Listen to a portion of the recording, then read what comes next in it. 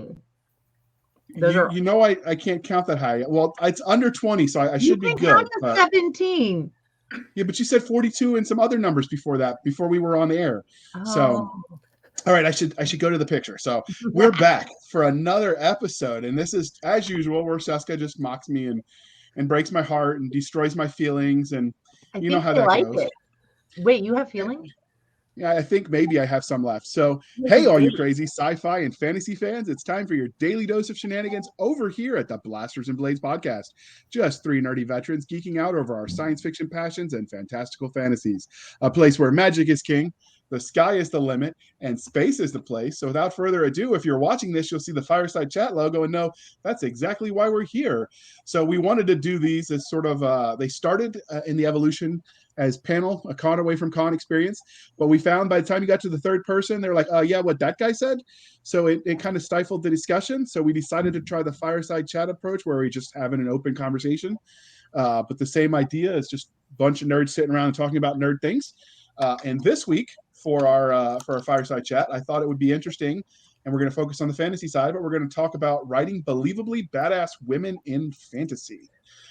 So as full disclosure that I grew up, like I have no problem reading strong female characters. I grew up with my first love affair was probably with Xena, Warrior Princess, or maybe Gabrielle, her sidekick. They were both kind of awesome.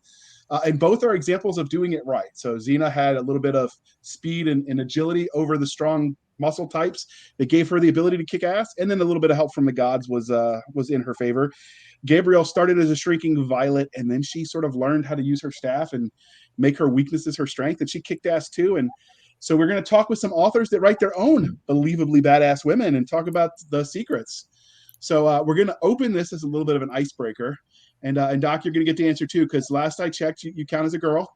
Yeah. I mean, we're not quite sure. I've heard you're a little mean, so. All of names ending in Y.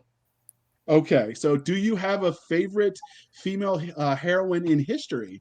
And we'll start with you, Gemma. That is really tricky because I do love a bit of history. I am going to go with Catherine of Aragon, who was Henry VIII's first wife, because she was a total badass. So while Henry was away, like playing with the French with some kind of war there, she beat the Scots. She, had to face him down in a court when he tried to get rid of her and say their marriage was annulled.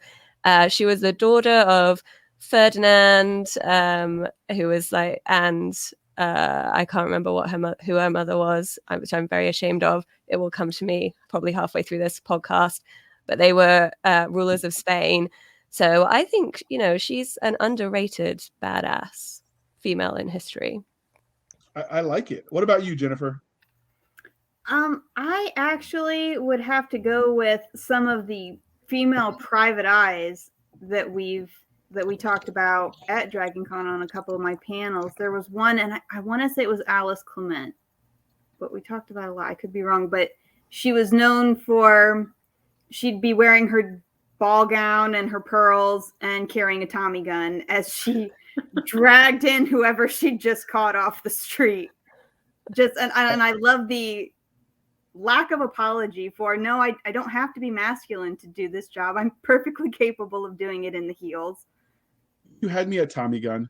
I think she had a lot of people at Tommy gun. That's a sexy weapon right there. Not very practical, but it is glorious. What about you, Katie? Do you have a favorite? Yeah, I'm going to go with Florence Nightingale because I was a nurse in a previous life. And I think she doesn't get her due. I mean, she gets a lot of popularity, right? But I think when you're talking about badass women that stand against conventional wisdom and carve like their mark out, Florence Nightingale revolutionized healthcare in huge ways. And I just think she's pretty awesome. Okay. Do you have a favorite, Doc? It's really hard. I would say Anne McCaffrey is one of my favorites. Well, I guess technically, since it was yesterday, she was alive. I guess technically that's history, but it just seems so recent. Well, but she was one of the first women I think she was the first woman to win a Hugo. She was the first woman to win a Nebula. And she did most of that as a single mom living in Ireland, a U.S. expat living in Ireland with 3 kids. As a single mom, that's pretty badass to me. She revolutionized how we look at some of these things. She was one of the first authors to pull fantasy tropes into sci-fi stories, and her degree wasn't in science, it was in Slavic languages. So that's pretty badass, and you don't have to be tall and muscular. I mean, Joan of Arc is a great badass woman from history. Definitely have a thing for her. But good one. I like her. It takes all different kinds, and you don't have to give up being feminine to be a badass. So Eleanor Roosevelt was another great badass woman. I was gonna say her, but yeah, I know. Or Rosa Parks. Rosa Parks is another good one. Yeah, Rosa Parks is a fabulous one. My great grandmother was one. She didn't hit the history books much, but her husband hit them a lot, generally because she set him up to fall for it. So fair. So but yeah, there's lots of them. I would say probably Queen Victoria. She's the one that led her army to fight the Spanish Armada, I think, if I'm remembering the right one. I'm not Elizabeth. It was Elizabeth. There's a few centuries there, but we won't quibble about that. This is my country's history. I know this. Sit down. Forgive me, but I also I grew up reading about Boudica. She was the Iceni queen of the British Celts who led the army. And that was proof you push people too far, even the meekest among them could become lions, which I kind of like that about her story. So, I go ahead. I think one of my favorite poems about the female of the species is by Kipling, who's probably my favorite poet of all time. But if you've ever, it is, and if you've ever read it, it definitely talks about how women, and he talks about different females in different species, but it's in every case, it's like, yes, women will, we'll let you wait. No, stop. That when it comes to the things that are truly important to us, there's no give at that point. Our children, our family, our homes, there were orders of female knights in history. And most of them don't get like the cool crusade points because they were knights and there were orders of knights whose job was protecting the home and keeping the hearth safe. And that's just as important. I'm sure JR, as the only male on the male, can agree from being deployed. But Katie, I know your husband went overseas. It's just as important for them to know over there that everything here is being taken care of. And you can't have weak-sauced women taking care of everything on their own. So there's a level of badassery that women don't always get, just because, well, of course, we don't go off and we don't make a big deal of the fact that we cook dinner every day for 365 days by ourselves and taking care of the kids and making sure everything else got taken care of. But it's just as important. Yeah, I will say that with military spouses, the weak don't tend to stick around and last as long because it is very demanding. In some ways, I think all I had to do was go over there and fight a war. I didn't have to think about it. Whereas my wife stayed home and had to watch the news and know what was happening and know she could do nothing about it. So I imagine that in its own way was its own kind of hell. So you're right. But I was remiss when we set this up and I didn't give everyone a chance to introduce themselves. Cisca, you should have saved me from myself. What were you doing? You failed me.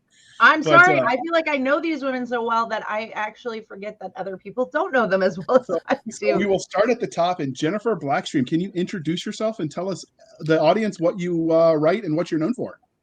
I write urban fantasy. Right now I am writing the Blood Trail series, which I have a new release on Tuesday. That's all I got. Doc, you want to add anything? Since you know all these women, you could add spice to this. She is known for doing interesting research on alligators. I have seen that panel. If you guys are brave enough, the Dragon Con YouTube channel has panels called Fantasy Literature at Dragon Con. Something about beasties. It'll be the only one with that in the title, and you can do your own research. Beasties. I was trying not to say that, but yes, she put it out there.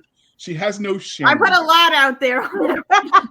It was hilarious. You should watch it. I watched that panel and I had to stop a couple times laughing, calling Cisca while she was at work. I'm like, you did not just make me watch this. Yes, I did. I make JR do lots of things. All right. What about you, Gemma? Can you introduce yourself to the audience, Mrs. Gemma Clatworthy? Yep. So I am a writer over here in the UK, in Wiltshire, one of the most magical counties, and I am currently writing urban fantasy. And my series is the Rise of Dragons series, which has 2 books out at the moment, and the 3rd one will be out before Christmas. And are you gonna put the stabbing in there like we talked about? It's not going to be in the first 3 books because they're pretty much written, but you get a walk on, JR. You don't last long. Spoiler. Awesome. But, so we were doing our last that way. interview, and apparently I got scones wrong because in America the scones I've gotten have been really, really hard bread, and she's like, no, they're not supposed to be like that. That's just heresy. And so she sent me a picture.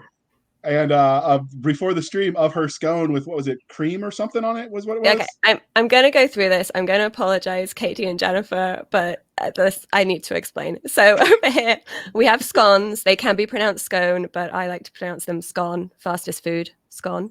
And they're like little cakes, and you cut them in half, and then you put jam on. I have strawberry, and then clotted cream on top of that, and they are very delicious. And there's a big debate over here about whether you put the jam or the cream on first. I'm definitely a jam first kind of person. And so I made the joke that at least with the knife being covered in cream, I was safe from getting stabbed. And Cisca points out that that's not necessarily true. And Gemma's response was, the sharpness of the blade. She said, what makes you think I only have one knife? And Cisca says, we'll just have a dirtier wound. That's how I knew I liked these 2 women. Yeah. And, getting stabbed with a creamy knife. I mean, and so what we could go wrong? That this has to be in her next book because it would be just too hilarious to read. Sometimes I'm saving it up. Than fiction. It's going to be in something. I'm saving it up. All right, Miss Katie Cross, can you introduce yourself to the listening audience? Yes, sir. I am Katie Cross. I write young adult fantasy. I call it girl-powered fantasy. So this podcast is my jam. And I have, like 4 series out there now. And the best one to start with is the network series with Miss Mabel's School for Girls. I am so excited to be here again, by the way. Gemma, I was listening to your podcast yesterday. It's awesome. And Jennifer, I'm sad I missed you, Dragon Con, but I'm just excited to be back with JR and Cisca. We can fix that next year. There will be actually, Gemma, yours is one of the only episodes that I've gotten mail about, and it was because people from England were saying, there is more to England than London, right? Like, that's not the only city here. I promise you. And I'm like, no, it's all London. North London, South London, South London, but it's all London. But yeah, I was wondering if you'd get some mail about that. I was a bit worried I might start getting hate mail. So they sent it to me. It's okay. They were trying to educate me properly. Yeah, so. It's really funny. It's kind of futile, but it's fun to try and educate them. It's okay. I live for this. So now that we've asked about favorite female in history, what would be one of your favorite female characters in a fantasy novel? Ooh, I can go first. So I think one of the characters that I loved the most right away and I just devoured the fastest was Gemma Doyle in Libba Bray's Gemma Doyle trilogy. I don't know if anyone else has read those. It's definitely more of a YA fantasy slant than urban, but it was Gemma and 2 friends, and they were all female. And I had written my first book at the time, and I was planning my second, and there was just something about the strength and the imperfections of these teenagers as they're going through everything that I just fell in love with. And her words were super amazing the way she wrote them. So I think Gemma Doyle is probably the top of mind favorite, but give me 5 minutes and I'll come up with 10 more. Because we have Naomi Novik, and there's just so many amazing women out there. So, all right, can I do a duo? Okay. It's supposed to be a trio. Okay, I got to go with Granny Weatherwax and Nanny Ogg from the Discworld series by Terry Pratchett. Okay. I love everything about these women. And I love them even more when they're together because they're opposites and still so similar. But Granny Weatherwax is another completely unapologetic character. No, I know what's best. Eventually you'll figure it out. And I'm not going to coddle you until you do. We're just going to do it my way, save time. And Nanny just finds joy everywhere. And if you get in her way, that's fine. She'll just roll right over you. I love the Discworld series, but I'll go for a different one then, which is Val from Lindsay Baroka's Death Before Dragons series. So she's a half-elf mercenary, basically, and I just really like the way she kind of kicks ass in her job, and then there's a real good character progression where, you know, she's got a family and she's trying to mend relationships with her daughter and her ex-husband, and whilst at the same time carrying on this really dangerous job. So I like the layers. I think Lindsay did that really well. Well, JR, do you want to go? Sure. So if we're going to go fantasy only, Princess Leia, because that's basically space fantasy. I like that she was badass with that blaster in the trash compactor scene where she was like shooting down the I like that stormtroopers. she ends up a general. And she does end up a general. And I've always liked the actress. She was a strong advocate for mental health issues. It's something most people don't talk about. So I always respected that about her. If we're going pure fantasy, although it's sort of urban fantasy, Annabeth Chase, the female character in the Percy Jackson series by Rick Riordan, she was spunky, and I like that. And she wasn't a moron either. It was a kind of a perfect blend of physical badass and mental badass, because both of those are different, but they have their unique abilities. So I really like that one. She didn't get as much screen time in the movies, but Galadriel in the Lord of the Rings, I'm probably pronouncing it right, the elf lady. But mostly because I thought the way they portrayed the elves in the movie was kind of neat. So, and if I had Google, I would probably find more, but that was just off the top of my head.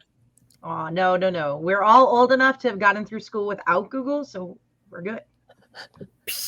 Okay, right, maybe not Jennifer. Jennifer's kind of young. But oh my god, you're not. I mean, she's 13 or something, right? We're okay. She can get into rated R movies at least. She's gonna hurt you, and it's gonna be funny. It really will. I will make it amusing for all of you. I promise.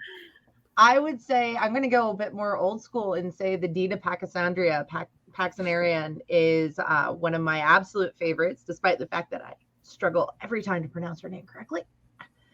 And I would say it's the story of a girl who she decides she doesn't want the life her parents have led her to have, and she runs off and joins the military. Jeez, I feel like there might be a calling in there somewhere. So her father comes home and is like, no, you're going to marry this person. And her dad was a sheep farmer, and she did not want to be a sheep farmer for the rest of her life or married to another sheep farmer. And so she ended up going, and it's her journey as she joins a mercenary troop. She learns all about loyalty and leadership through having both good leaders and bad leaders. And eventually it's a trilogy. And eventually, spoiler alert, she ends up being a paladin, which is funny because she didn't grow up with a faith. It kind of just ended up happening, and not that she fell into it, but she fell into a set of circumstances that led her to this. And I always really liked that she was unapologetic about being a female soldier. She really, I think in some ways as a soldier, when I was a soldier, I really looked up to her. She always did the right thing, even if it wasn't like the hardest. And you definitely learned a lesson when one of the people who becomes her mentor for being a paladin is somebody who they said, that they'd captured her early on in when one of her early fights, and they went, everybody dropped their sword, you laid yours on the ground. And that basic movement, that difference was what signaled a difference from everybody else in that group. And I really liked that message of just the small actions can carry weight that you don't even know. So they're still just as important. And it was Elizabeth Moon. She's amazing. So go figure, a Marine wrote a story about a woman running off and joining the military. So in addition to the two I mentioned earlier from Xena, which obviously I should mention again, but also because Doctor Who has been argued as a little bit fantastical urban fantasy, and since we don't want to anger the Brits who are already mad at me, we'll say River Song from Doctor Who was also a pretty badass character that I liked. I'm not a huge Whovian, but at least I know who she is. So, what about the new Doctor? What are you thinking of her? I haven't actually watched any of it. I followed the controversy, but I mean, I feel like the lore had enough built into it where it. So I have a problem when you put female characters in. I want to see 9 more female doctors. That's what I want to see. I want to be 10 males, then 10 females. So I have a problem when you fit it in where it feels like you're checking boxes, but I don't mind doing it. Just make the internal lore consistent, right? Like, just changing it for no reason bugs me because it feels cheap. But if you do it and it's within the story, so for instance, I'll use the example of Battlestar Galactica when they made Starbuck a female. It made her relationship with the Adama family so much stronger because now she had that love interest with the dead brother, and she signed off on him. Spoiler alert, sorry people. She signed off on him going into pilot school even though he wasn't ready because she was dating him, and he died because of it. So like now the character that she was made a lot more sense. But if you just do it to do it, then it always comes off cheap. I like that in Doctor Who, when they talked about the female doctor, there was already, with the body changing and all that they had done all along to keep the series going, they already had plenty of room for that change. I haven't watched any episodes enough to know, just because it's not something I watch a lot of. But I mean, I like the way they handled it as far as the lore goes, which is important, I think. I want to see 9 more female doctors, and we can just rotate them out. And then it fixes the lore thing. Well, they already had that in the lore. So what you need to do is petition the BBC. I think that's who owns it, and tell them that and see if they listen to you. And then get enough British citizens. Right? Sure, just message the Queen. Be like, hey, Queen, I need you to do this for me. I'm sure it'll be okay. Nothing bad could ever happen. So I did try that as a joke because there's a British author I like who's in the army, and they keep deploying him, so he hasn't finished his series. But I never got a response. So apparently they don't listen to my mail. Maybe you'll get better luck. But so I feel like when it comes to writing believable female characters, the sci-fi side of the house has it a little bit easier. To paraphrase Mr. Colt, he said, God made man and women, man and woman. Sam Colt made him equal because the pistol was the great equalizer. When you're talking about female in sci-fi, you can use technology as a way to say she doesn't have to be stronger. Her mech suit has augmented muscles. Problem solved. You don't have that as much in fantasy. You do have magic, but you have to think, I think, a little harder to make the women believable. So do you have a certain way you do that so that way, when you have them kicking ass, nobody breaks that believability factor and loses their immersion? Okay, I have so much to say about everything you've just said. Go for it. I've been told I am wrong before. It's okay. You won't be the first. Oh, good. Then this won't be the last. All right. So right here, what I'm having a problem with is the fact that we're starting to discuss strong women, and automatically we're going to, but you don't have as big of muscles. You can't do as much physical damage. And obviously that's what we mean by strong women. And it's like, well, no. There are a lot of female actresses right now that they see the word badass in the description of their character and they immediately turn it down because they have learned that badass means you've given me, ninja skills, wicked martial arts fighting or big guns, and then said, excellent, now we have a strong female character. So there is a tendency to write female characters as just dudes with lady parts. And that's not what I'm talking about. Because I have met one of the strongest soldiers I ever served with. He was like 5'2" and not the strongest guy you'd ever meet. So when I say strong and badass, that doesn't automatically mean muscled for me. Because your brain is your most powerful weapon on the battlefield. Okay, and I would go with another thing. I noticed Cisca repeated it too. But a lot of the women that I'm talking about that I like, one of the words I use is unapologetic. And inherent there is when they go out to be strong, it means doing something that they weren't already doing. It generally means you have duties you should be doing at home, and you're not doing those in favor of leaving to do strong things. And I have a problem with that because, for one, it again, like Cisca was saying, protecting the children, and a lot of you're already handling some very serious duties. You are already being strong. You didn't become strong when you started doing guy stuff. I think it's more, and I think there are a lot of women, and I've found it in real life as well as in characters in books. They don't feel strong until it's clicked in their head that they already are. Does that make sense? Yes, very much so. And on this, I'm going to go back to something I said in another panel about the looking glass self. I am not who I think I am. I am not who you think I am. I am who I think you think I am. So a lot of times I think, especially when you're getting into strength and strong characters, it's a really complicated issue. It's not just, am I doing something strong? It's, do I feel strong? And do I see that the people around me that I respect, are they also seeing that I'm strong? And I think some of it is, how do we define strong? So why don't we start there and say how you feel like what makes a strong female character? Maybe that should have been the starting point. I've done a lot of talking. Does someone else want to answer first? Well, actually, Jen, I'm kind of curious your answer. With what you just said. So then what is your definition? Okay, because I agree with everything you said. I'm just curious to round it out now. I think for me, personally, strength is knowing what you want, going after it, and not letting what other people think tell you that's not good. You have to set your own bar. If you're happy at home, then stay home. You can be a strong woman at home. If you want to do man's work or typically male role, that's fine too. But to a certain extent, I associate strength with confidence. So I don't know. I guess I would push back on that. I don't see, most of the time when we're talking strong female characters in fiction, not a lot of people want to read about someone sitting at home and raising a 2-year-old. I mean, it's important work. I'm not taking away from that. So they want the action scenes, but I don't see that as inherently a male role. I served with, I was infantry, but I escorted primarily transportation convoys, and I worked with a lot of female characters. With female soldiers, I would call badass. They probably were characters too. They were. They put up with me. So, I don't think that's inherently a male thing. I mean, all the way back through history, if you look far enough, there have been females that filled those roles.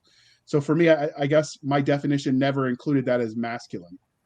The hero or for that, I guess I would have to look back through fantasy and movies and have to make a list of all the badasses and ones that got really popular and just count them and see how many were men and how many were women. And you're right, that would probably disproportionately be one side over the other. I'm not taking that away, but going forward, how would you define that? Because your definition seemed to include the action star part of it being masculine, and I don't know that I would consider that so. I would say possibly less so now, but I don't know. Let's go current. Let's go Marvel movies. You make a Captain Marvel or Black Widow, and depending on how it does, you hear people saying, well, I guess this is going to decide whether they make another female-led superhero movie. You don't get that with Iron Man flopped, so I guess we're not going to make any male-centered superhero movies. But the problem with that is you're mixing in, it's not an apples to apples, because some of that is flopping, you're right, because people don't want to see a female character. There might be some of that, but there's also lazy writing and characters that weren't developed. I would say that as an example of that, Elektra was a female superhero, and that was wildly successful as a movie. I have no idea. I didn't know when it was. It's a little bit older. It's 90s. Is that Jennifer Garner? Yeah. Uh-huh. Okay. Yeah.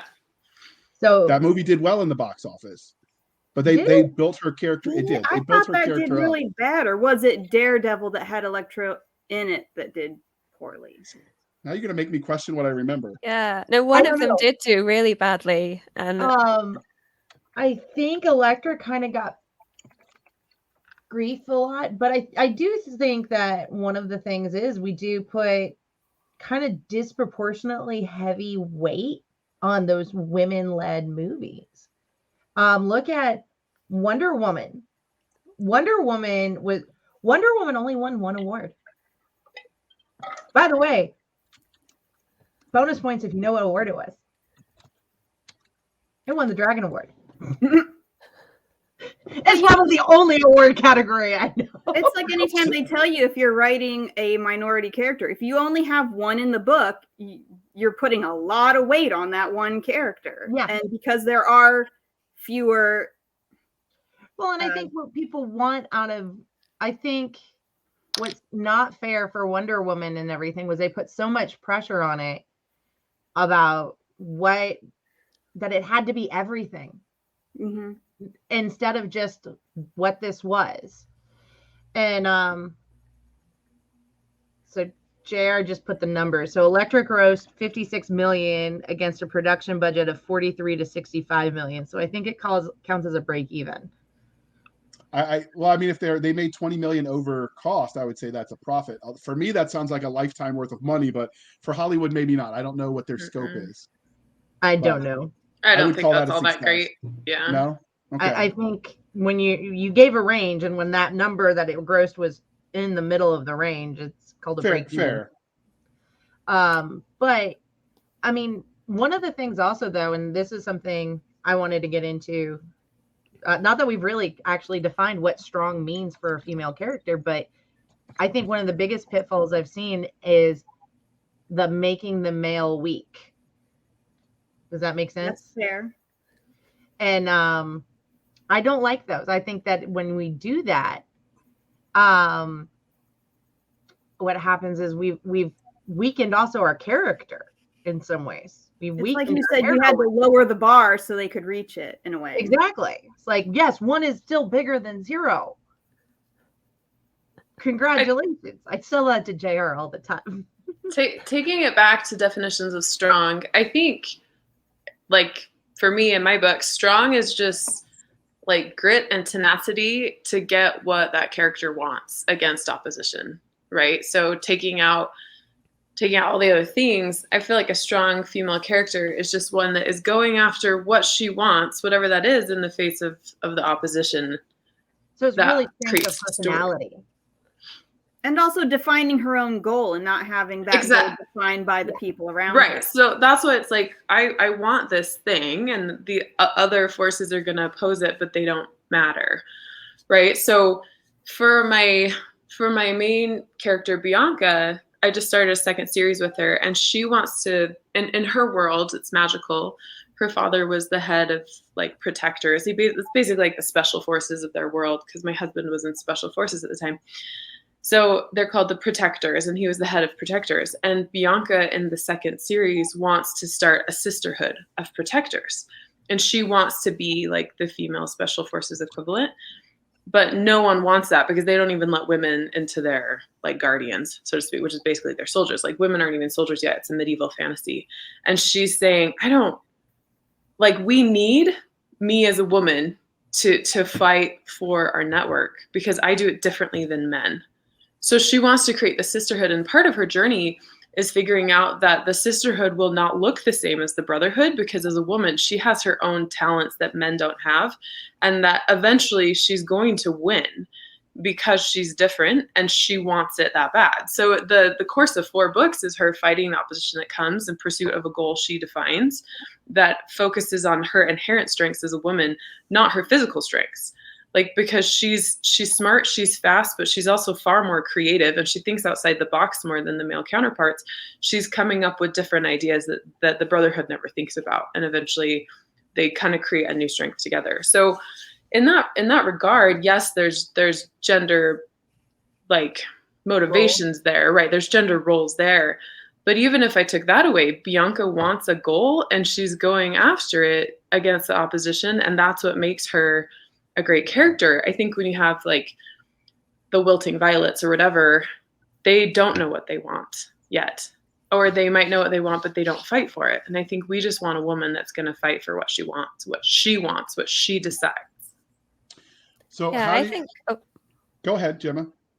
I was going to say, I'd add to that. So in my books, there's a bit about choice as well, and the choices that the female lead character makes, which are hard, and they're not necessarily like the choices that she would naturally want. She kind of wants to just stay at home and run her shop. That's what she does. But she's forced into these situations where she has to make really tough decisions and have a bit more courage than, just staying at home and doing the easy thing. So I think there's something about that as well, and how people respond to the situations that they are in. And some people take the easier road, might not be the right road, and some people make the tough choices. And I think that's what makes them strong, be they male or female. I think we can recognize that in lots of people that we know. So how then would you ladies handle it? Because in one of the tropes I see a lot of in the fantasy I read is where they don't necessarily have a choice. This is, not a gender thing, where it was sort of the choice was thrust on them. The not quite the chosen one, but basically that idea. So if it's all about the choice of them choosing their path and then going for it, how do you make them strong in situations where the choice is forced on them? Okay, I'm going to quote my 6-year-old here. My 6-year-old is very great wisdom. My 6-year-old is very big on, she doesn't want me to do it for her. She's like, show me how to do it. Like, she is in a real hurry to replace me. And I think if you see a female character and she's been forced into another role, for me, as a strong woman is gathering the tools to be able to handle this thing that she wasn't prepared for and maybe didn't want to do, as opposed to trying to find someone to do it for them. Or, I can't do this. Can you help me? Can you do this? And it's more like my 6-year-old. Show me how to do this. How can I prepare so that I can handle the situation that I've just been thrust into? Yeah. And so the bit that really bugs me about like films and things is where, and in many, many different films, they kind of get to a crisis point and the female character just looks at the male character and goes, what should we do? And then it's kind of like, what? I know no women at all who have ever uttered that phrase, particularly looking at a man, because most women I know, they know what to do, or they can find out what to do, and they get on and do it. Or they've anticipated it, right? Yeah. I saw that coming a year ago, and I'm already ready. Right? Exactly. I've already printed out 10 articles with the current research on how to do this. Women excel at disciplining. We either excel or we suck at it, one or the other. There's never a middle ground, it seems. And all the women I know, which may be why so many of the Dragon Con directors are women. Cisca, I don't want to override your point where you mentioned like having like bringing a female character's strength or confidence or goal down in order to not overshadow the men.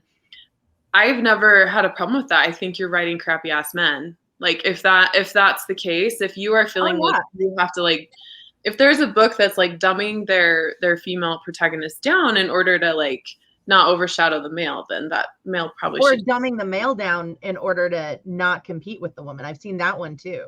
Right, because I think I will admit I don't get much further in those books. Right, like that's just lazy writing. Like they don't want to figure. Well, and that's. Did any of you guys watch the new He-Man?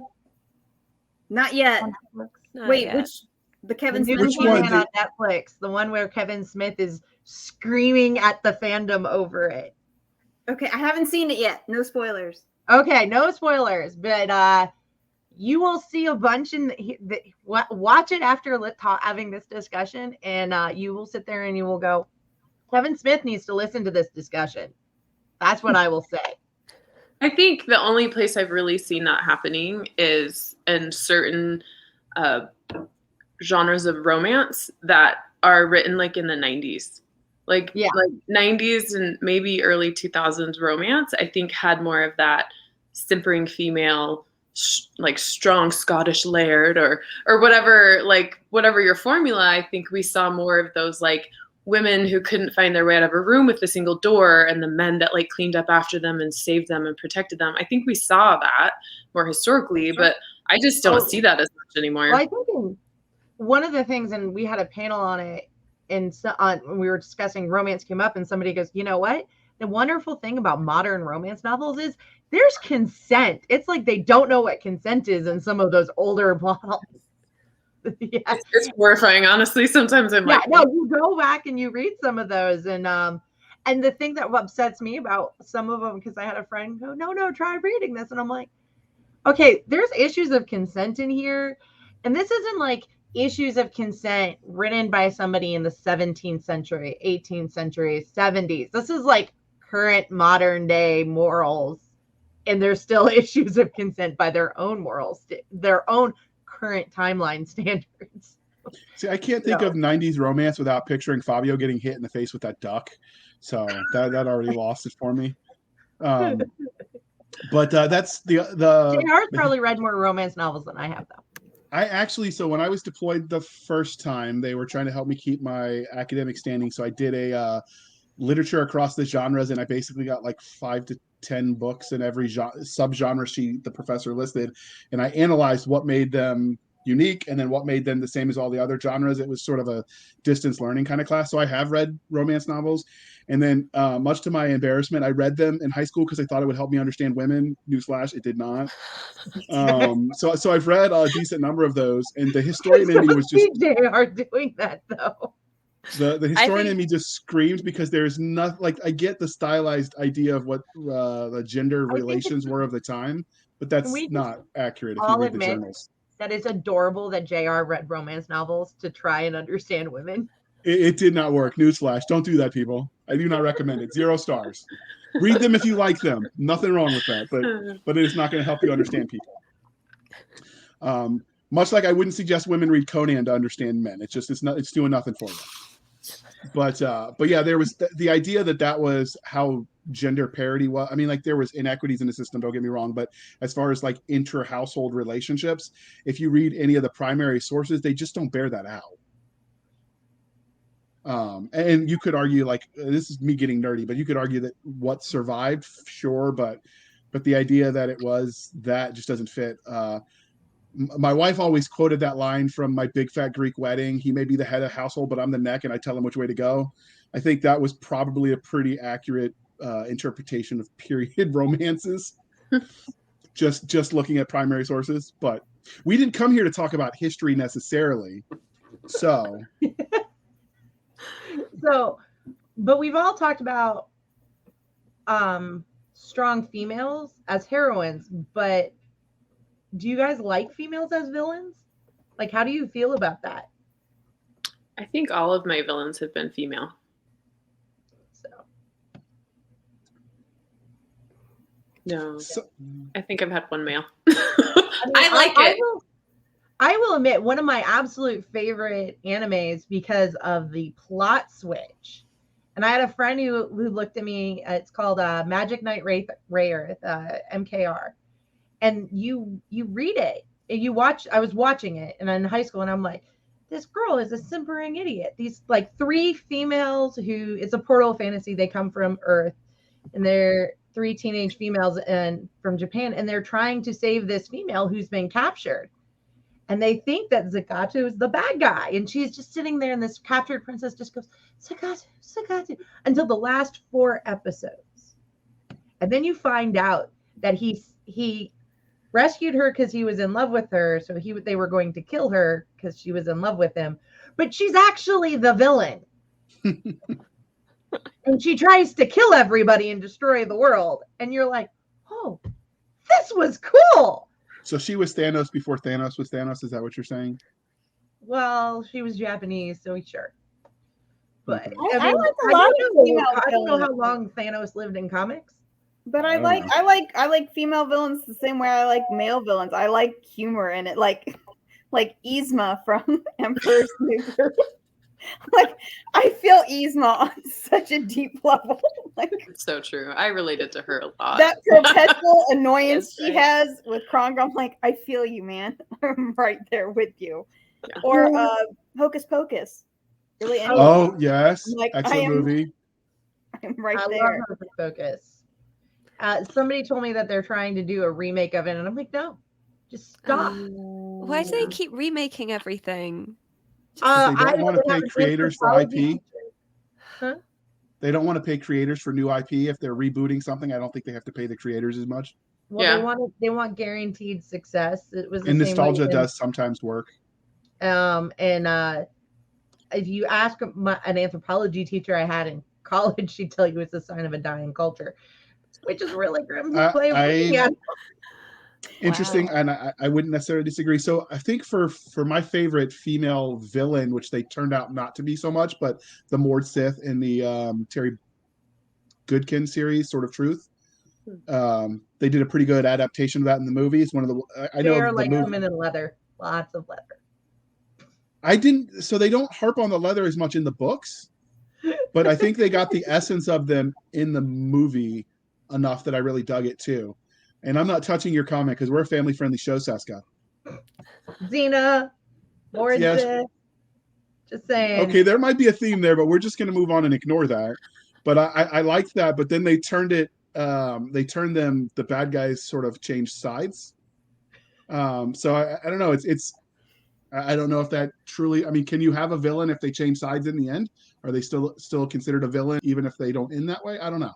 That's a discussion for another day. Yes. You think so? I think Okay. as long as they're opposing the goal, then yeah. All right. Well, then they count. So I think in some ways they could be even more intimidating. And I was going to go back to this because it's a little bit comical, but the Cruella de Vil, I mean, as the villain, for all those of us who grew up with that as our show. I mean, I get it. I like a female villain if it makes sense that she's the villain. If like what I don't like are what I really don't like are like the evil queen in Snow White, where she's like, oh, I have to be the prettiest of them all. And it's like, oh, that's just really shallow. Like, I think she was the original High School Mean Girl. Yeah, but it's not enough for me. Like, that path doesn't lead me straight to, and then I'm going to poison my stepdaughter and force her to go out and have to live with 7 men and everything else that happens. Well, at least Cruella, though, looked like fun to play. Like, cosplaying Cruella would be amazing because. Yeah. I do want to watch her. They've got the new one out, haven't they, on Disney? Sort of her origin story. I haven't seen that yet. Protect. She wanted to skin puppies. I'm like, it's not just can you make her sympathetic. I don't want you to make her super sympathetic. Yeah. I think that one's the one where it's the hardest. I did like Maleficent, where they made her. Ooh, yeah. Well, Maleficent, she was on the right side anyway, even in the original. I mean, that's just protocol. I do like for female villains they did the fairy tale TV series that was out for a while. I'm drawing a blank. And they had the Red Queen and they made her sympathetic. The Storybrooke, I think, might have been this, or at least if that's where the series was set. Oh, I know which one you're talking about. It was on ABC. Yeah. And I can't remember the name of it. I will Google that while we're looking. Okay. I remember it was on ABC. It was on Channel 3. But a lot of those, all they really Once did Upon a was Time. show you their point of view, and that's all it took to flip it. I mean, quite simply, just they're the protagonist instead of the antagonist. And once you know, like the backstory, it's sort of like what did they? Jim Butcher's always saying it about when he does the protagonist antagonist talk. Every villain is the hero of their own story. Yeah.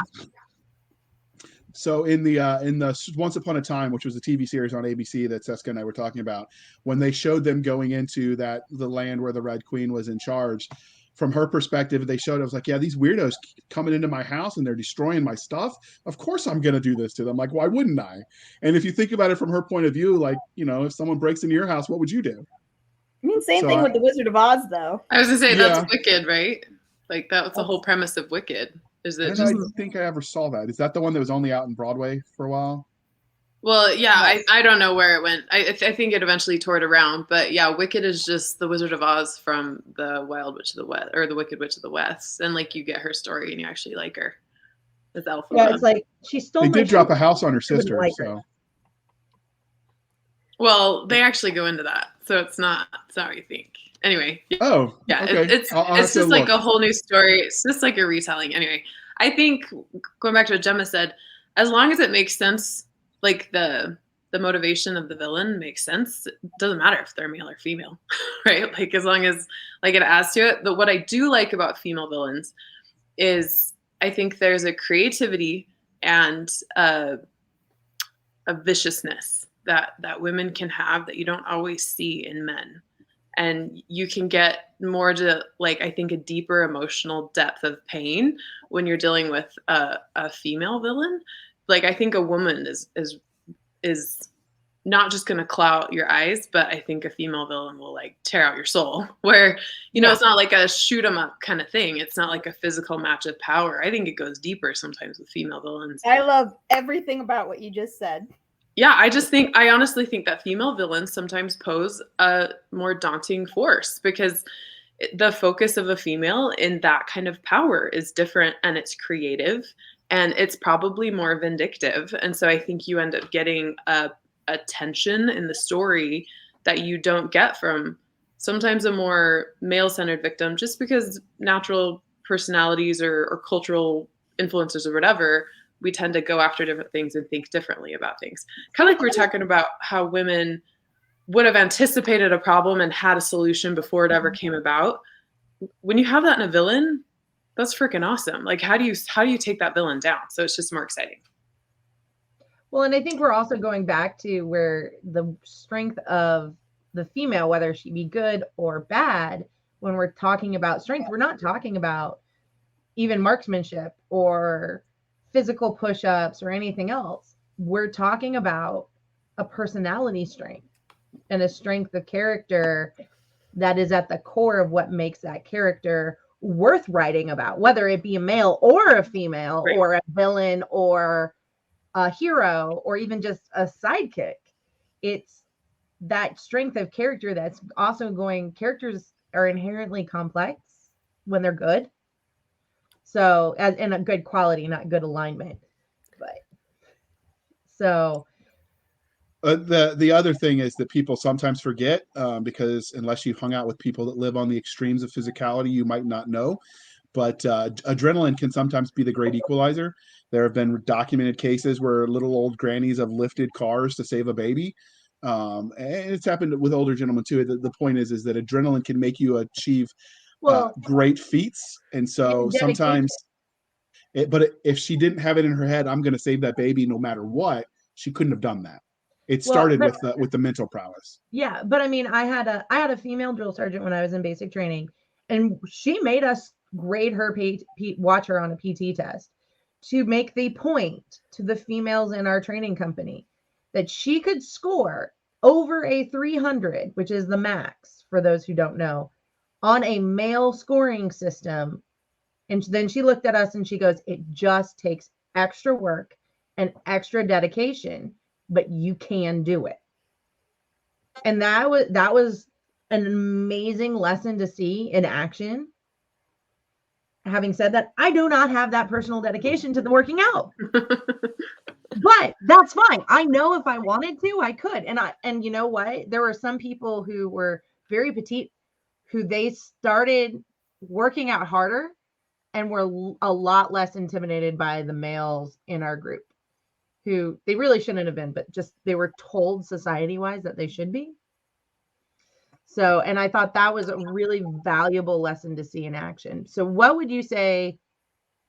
Should we talk positive or negative? We can either we're running a little bit not long on time, but low on time. So do you want to talk about what the number one positive thing you've seen, or the one mistake you've seen of writing women? Let's start with the mistake so we can end on positive notes. There we go. Okay, so what's the number one mistake you've seen of somebody writing a strong woman where they just kind of points for the swing, but you missed? I think any movie, any book where the woman was made badass with either martial arts skills or a weapon and sort of became the weapon. She was the one where, like, she's part of the team, but it's more like, oh, look, we have to take them out. She goes to take them out. And then they say, oh, look, we need to take. So now she's just like a giant walking weapon. She has no agency. She has no goals. She doesn't think for herself. She is strictly a sentient gun. So it's not the fact that it's just the removing her agency in the role. It's the fact that she has no agency. She's basically a weapon to be used. Or her goal. Like, exactly. when you take away her goal, she loses her agency. Yeah. Or when someone else gives her the goal and she had no active part in choosing it. That's just wrong on all kinds of military levels, regardless of gender, because you're part of a team. Like, it's the unit that accomplishes great things, not the individual, because the individual will inevitably fail, and the team can accomplish great things. So just purely from that point, it's already flawed. Even if they had a man doing it, it would be wrong. So, all right. What about you, Gemma?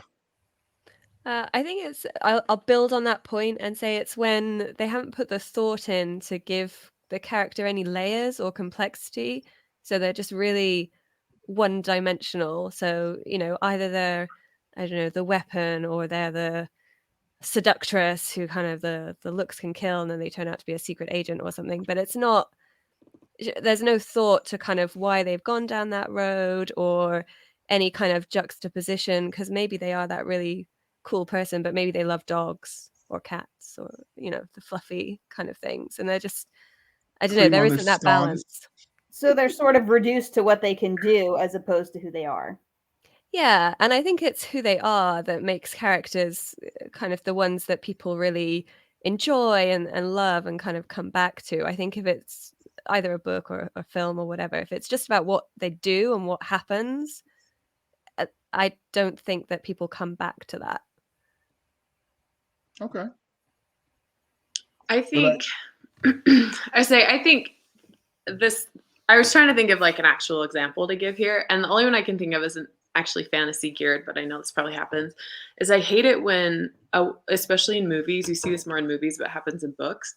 The power of the woman comes from her appearance. So in the Netflix show, The Last Kingdom, the Bernard Cornwell books that became The Last Kingdom. I think it's the first or second season. It's like the third book. I can't remember, but there's a character, and her name escapes me right now. But basically, Uhtred, the main guy, cheats on his wife with this woman, and she's just beautiful. So in the show, I was really excited to see how they portrayed her, because she was like this ethereal, like queen, whatever. And it drove me bonkers, and I almost stopped watching the show, because you have this historical piece. It was like in the 700s or 800s, before England became England, and everyone's nasty. Like, they're losing their teeth, they don't bathe, like they're disgusted, they're literally like sleeping with animals at some point, so it's like, it's just gross. And she is perfectly clean all the time. Her dresses are gorgeous. She lives in the middle of nowhere. She doesn't have money. Like, I don't know who's giving her these dresses. She has like furs that match her hair perfectly. And her hair's really long and shiny and perfectly curled. And she's literally sleeping in the forest with this guy. And there's like no way she would actually be that beautiful all the time. And she's in several episodes that way. Like, she just looks stunning and perfect. And it's like, that was a huge miss, because we don't want to see that. Like, as a woman, I'm like, shame on you, because that's not real. Like, that sets like an unrealistic bar. And it's just, no one's going to like her, because she's in the middle of nasty and she looks like that. Maybe if it were a fantasy story and she was magical and enchanted that way, but even so, why did her power have to come from her beauty? That's when I get frustrated. It's like, that's not even real. But they did it because they wanted to keep the attention on her because of her appearance, not because of what she brought to the story. So. Okay. All right. So now on the positive side, Cisca, ask the inverse of that. Well, you just kind of did. So there. So do you want me to go, or should we let them go first? Oh, you should go. You did not weigh in. Go ahead. I would say as a negative is when they make the other people around them bumbling idiots. Like, women don't need to be around bumbling idiots to prove that we're smart. But what they do right is, I love it when they don't let the woman give up being feminine, that you can be both. You can wear both combat. I actually literally looked at somebody one time and I went, you can be somebody who wears combat boots and goes to a debutante ball. I've done both events in my life. So debutante balls are overrated. They are, but made my grandparents happy, and sometimes you humor the old farts. So fair. So I would say, but I mean, that's one ahead. of the Meredith Gentry, and by Laurel K. Hamilton's a great example. She's awesome. She's a badass. She fights. She shoots things. She uses her brains, but she doesn't give up being what it is that makes her female. And she actually does utilize it in the story towards her advantage. And so I think you can have both. I don't think it's one or the other. And I think any book that is kind of putting forth, whether it means to or not, is telling women that you can only be one or the other. And that's wrong.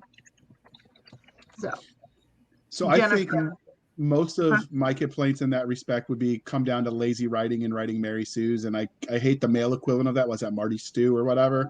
Oh, no, I call them Mary Sue's too. Okay. So like, if you're going to have a female who's tiny and physically she's not strong and she's kicking ass of this 6'12" warrior who's trained his entire 40 years of life at that, like, you got to give me something to believe. Like, her martial arts style makes her effective. Fine, I'm there. She's got magic. Fine, I'm there. She's got a, mech suit. Fine, I'm there. But you got to take the effort to explain things so we can suspend our disbelief willingly. And it comes down to lazy writing. Jennifer's smiling. You're in trouble. It's okay. She's told me I'm wrong before. I'm appreciating how passionate JR is about physical strength. I was a grunt for a reason. He was a grunt. So. Right. I know it matters, at least in the worlds where I think it's because that's the area where JR feels that they mess up female because I'm 5'3", so how could I possibly be strong without a gun or a mecha suit or uber magic? But again, I would go back to that. I face daily. But I would go back to there's different kinds of strength, and I'm not saying that she can't compete. I'm saying you have to account for the character and adjust accordingly. Right. There are plenty of go on an adventure. I better figure that shit out. There are plenty of martial arts styles that are designed for people that are smaller, weapons that are balanced differently. And I better learn to use one because my strength ain't coming from anything that doesn't involve me. I'm not saying that. I'm just saying you need to acknowledge the character. But when they start with a weak character and then the next day they're doing all this with no training, then you lose me. You don't like instant skill? No, I do not. No, because nothing worth having ever comes easily. That's true. So, and like I said, the sergeant that I had the most respect for was a tiny 5'2" female, but I'd take her in a firefight over some of the guys twice her size and twice as strong. So for me, it's not about size or strength. Okay, let's make sure that Jennifer understands. By take her, he means by his side, not otherwise. Not arguing. Yes, I should be clear. She'd kick my ass. So JR would want her in line with him in the same foxhole because I'm like, I know what he's doing, and I bet she doesn't because I could see her face. She's kind of scary. I wouldn't want to make her mad. No. And that's without guns or mecha suits or anything. No, she kept knives on her. She'd shank me. No question. She actually taught me some stuff about knives, but we're not here to talk about stabbing people and shanking them. This is a family-friendly show. So let's talk about the positive stuff. What do you like about female heroines? We'll start with you, Gemma, since you're looking at me. That was my thinking face because I'm trying to give an example, but I'm struggling, and it's not because there isn't one. It's just because my memory is bad. So what I really like is when there's, the woman is treated equally to the man, and that could be, in a room of like generals or scientists or something, and she knows her stuff and she said it and she has that voice, and it's not like, oh, she's the woman. It's just that kind of, I guess, credibility and believability that I really enjoy in characters. So, I mean, things like I don't know if you watch the Mandalorian series, but there's a character in that whose name I can't remember, but she's a female. She served, and she just generally kicks ass, and it's all just really believable, and it's not like because she's a woman and they don't make a thing about her gender. I think that's probably what bugs me is when people make a thing about gender. And like that's like your gender is a character trait. It's not. That's just what your gender. But yeah, I will also add just to the point about kind of short people. So I'm 5'3" as well. And what you have to remember is we have the same amount of like aggression and, No, I resentment have and a everything, 5'2" but in mother. a smaller Make sure body. that you guys have more aggression. Well, it's just like per, I don't know, per foot or something. There's more because it's the same amount as in a average person, but it's just crunched up. So you should be wary of short people. Are you talking about for the Mandalorian, just because we're going to get the Star Wars nerds going nuts, Bo-Katan, which was played by Gina something? Or are you talking about the Armorer, who was an actual Mandalorian? Because Bo was not a Mandalorian. No, she was not a Mandalorian. She was one of the characters that he met. She was from the Death Watch. Yes, thank you. Google is my friend. Dork. So, what, Jennifer? You always have something to say. So tell me why I'm wrong. Go for it. What do you like about a female character? We're almost out of time. Okay. Okay. So one of my favorite things to do, and I can give a good example and a bad example. I like to see team shows. Well, really, since any book or any movie is going to have more than just the one person. But I love it when they all have their own strengths. Each of those, like Bones would be my example there. They all have an incredible talent. They all have goals. They all had a character arc. They all had weaknesses. And you didn't see, like Brennan didn't have to run out and do the same investigating that Booth did. They respected each other's skill set, as opposed to, I don't know if anyone's seen the show Forever with the Immortal. Oh, I think, yeah, I've seen it. So he's an immortal. So I get like the weird, random, wacky facts, but he's the medical examiner, and he pairs up with a female cop.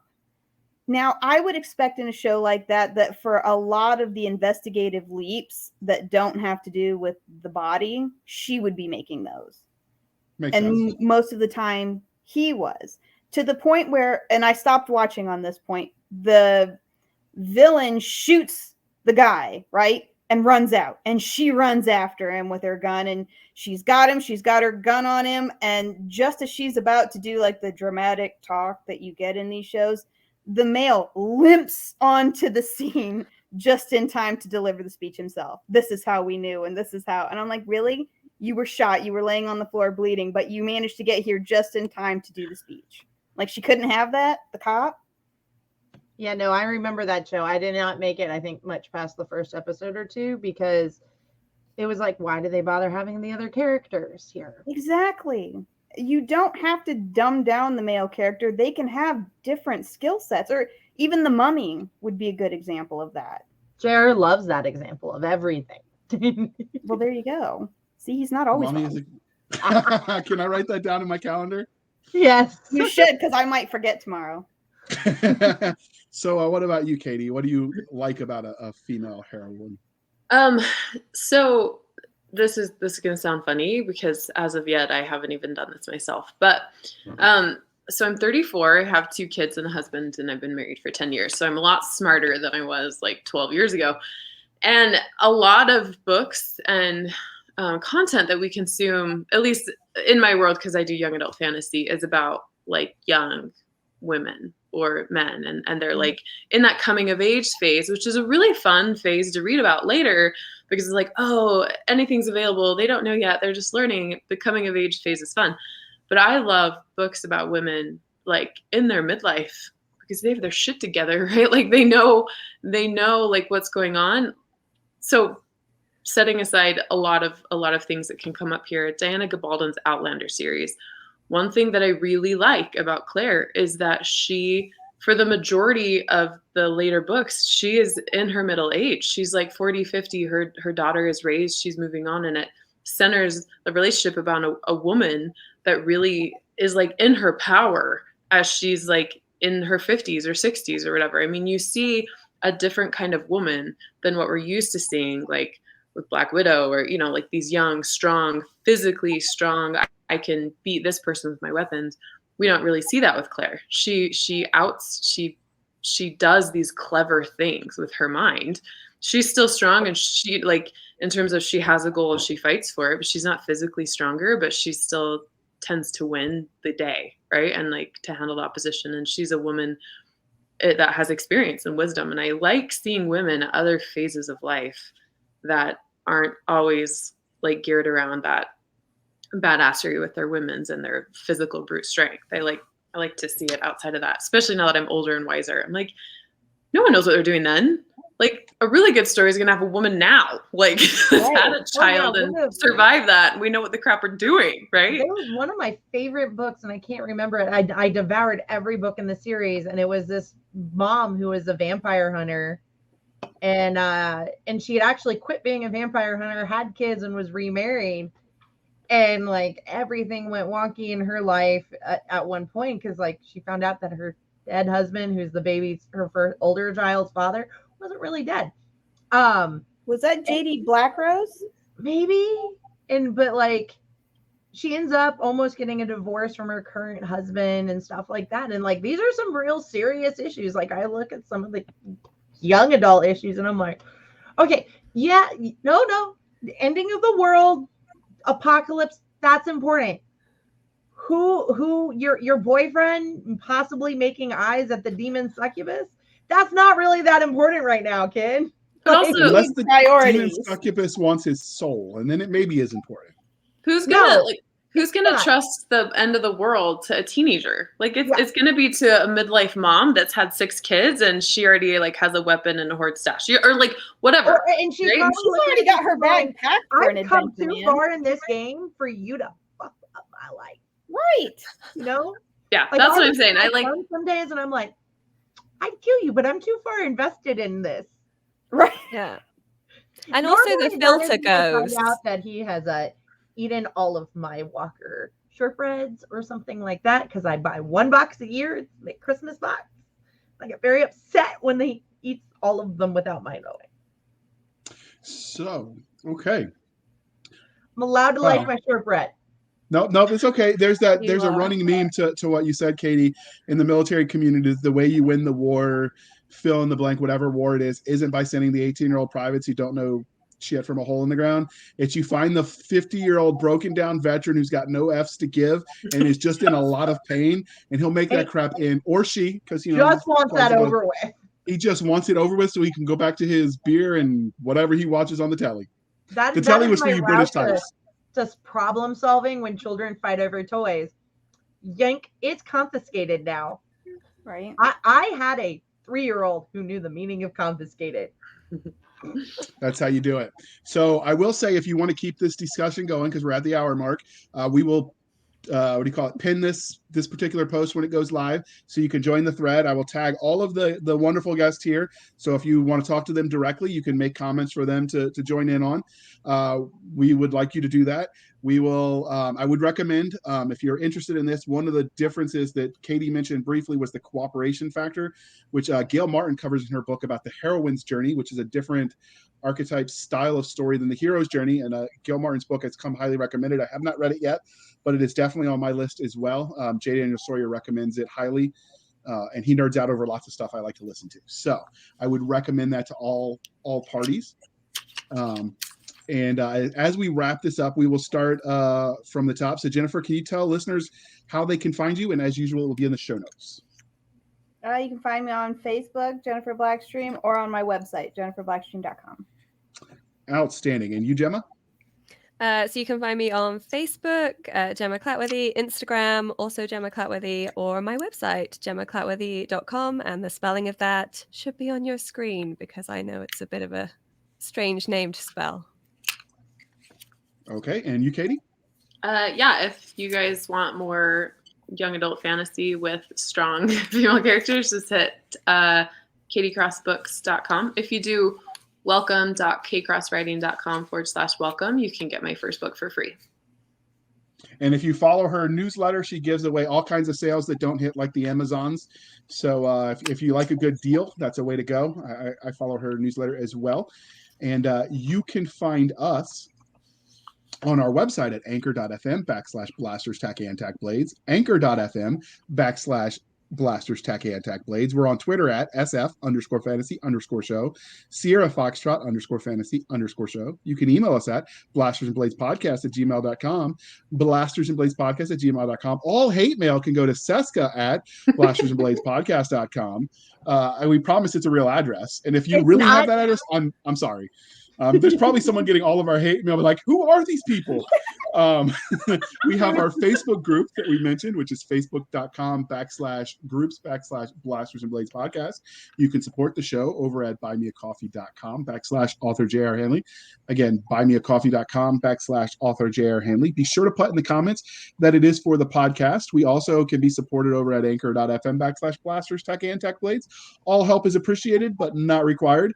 And all money that comes in above the operating costs, I go to keep Doc Cisca and Nick Garber duly intoxicated. They will drink until their liver surrenders. Never surrender. And before Doc reads the closing spiel and I try to tell you that pineapples on pizza are horrific, I will remind you that if you have more questions you felt like we should have asked and we get enough of them, we will invite these lovely ladies back and we will continue the discussion. So if you feel like we missed something and you want to do that, we could probably make that happen. And we do plan on doing a version of this for writing it in fantasy, in sci-fi, if you get enough of an interest. So Doc, bring us home. Thank you for spending some of your precious time with us. For the absentee Nick Garber, J.R. Handley, I'm Cisca. This was the Blasters and Blades podcast. Come back next week where you can indulge in our love of cheesy jokes, nerd culture, J.R. being wrong, and occasionally finding out he might not be, and all the fun of pineapple on pizza with really good bacon. Nope, pineapple, but bacon on pizza is acceptable. Pineapple on pizza. All right, so before we wrap this, I'm about to hit the end button. Wait, you haven't hit the disconnect, boy. No. Jennifer, pineapple on pizza, yay or nay? No. I like you. Gemma, yay or nay? Yay. Yes! Traitor. Ugh. What about you, Katie? You get to break the tie. Yeah. Oh, no, you picked wrongly.